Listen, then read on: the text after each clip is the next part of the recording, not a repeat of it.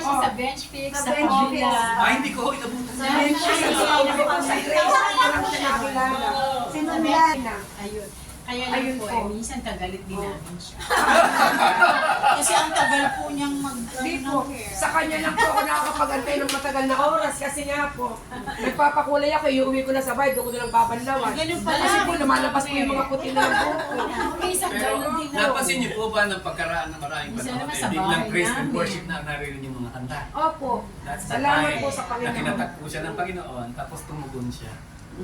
Tsaka, ano po, nakikita po ng Panginoon ang puso niya kung ano po yung gusto ng Panginoon na puso niya na maipadama niya sa iba. At magiging Tita, lalo sa niya po mga siya ng kamag-anak pagpapala. lang, tingnan mo pa paano ang aming pandem, andito, tapos di ba? Kaya ko po din siya hinangaan na bilang isang Kristiyano. Nakita mo paano siya magmahal sa magulang. Yan. Napakapambihira po noon.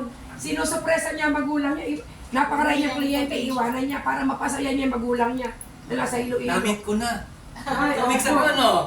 2 weeks ago, namit ko na. Sabi ko na Salamat po. kasalamat sa Kaya po sabi ko, Tsaka ang mabait po magulang, kay Ate Ana, ang nag-uwi ng anak. biskotso.